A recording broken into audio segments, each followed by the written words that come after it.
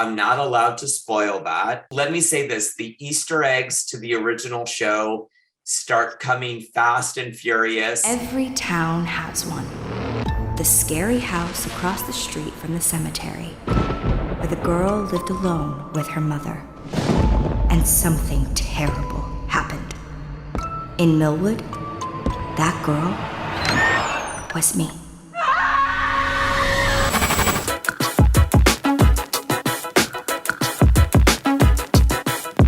You've been behind popular shows such as Glee, Chilling Adventures of Sabrina, Riverdale, and now Pretty Little Liars. What is your secret to catch the attention of a huge audience of teenagers? I've been very lucky that I've gotten to work on some shows about young people and teenagers in high school. There's one experience that we all share, which is we all grow up and we're all teenagers. It's a time in your life when you are becoming an adult and you're figuring out who you are and what you want to say and what you want to do and what kind of person you want to be and what paths you want to take, and you want to be seen and understood. So I think for that audience, seeing themselves and seeing their stories, how they're the same or how they're different, I think is important and meaningful.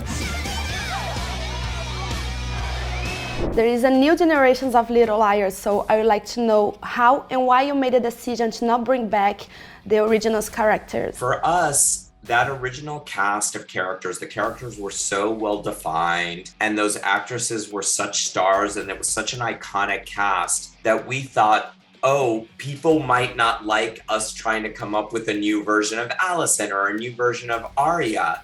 So we thought, let's not go there. It's different, like when there's a new version of Batman, it's like, it's a mask, who cares, but it's sort of like, that's expected. But when you so identify with these actors, it felt like it's tricky to kind of introduce new characters. So it was the decision to honor the original. It was sort of like, well, let's find a new way to tell these stories. So it was that way. That was part of the decision. But can we expect any cameo from the original actresses? That's a very good question. I'm not allowed to spoil that, but I will say that from the beginning, we really wanted to establish these girls and establish this town and establish this universe. Let me say this, the Easter eggs to the original show start coming fast and furious up around episode 5 or 6. And then they continue kind of to the end, very much to the last minute of the last episode. So I think if you're the original and if you're a fan of the original and you're looking for that connection, I think you'll find it. I'm putting you out of your misery. A is testing us. He's watching us.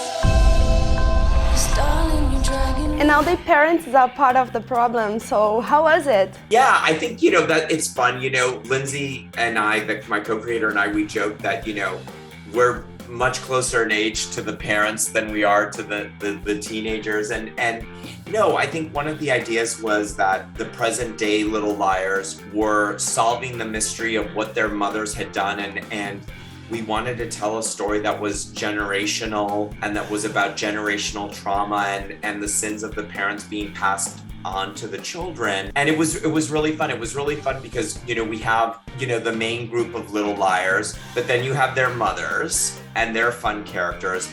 And then you have the mothers as teenagers in 1999. So it felt like, oh, this is great. There's a little bit of something for everything, and you get to see different time periods and you get to see different age groups, and it was a lot of fun, actually. It can't be a coincidence. What aren't they telling us? So I'm saying my goodbye.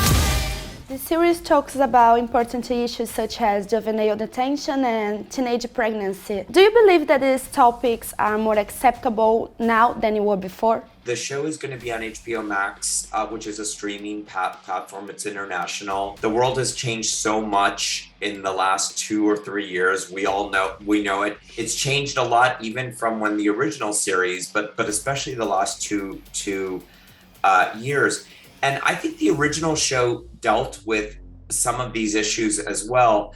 But yeah, when we were talking about these stories, we didn't want to make them necessarily shocking for shock's sake, but we did want to tell meaningful stories, and we did know that we wanted to tell serious stories about trauma, about assault, about being survivors, and what it's like for a young woman in high school moving through the world and the dangers that they face on a given day. So yeah, they're dark stories, but we think they're real and authentic, and they kind of reflect, hopefully, the experience of being a young woman kind of in today's crazy time.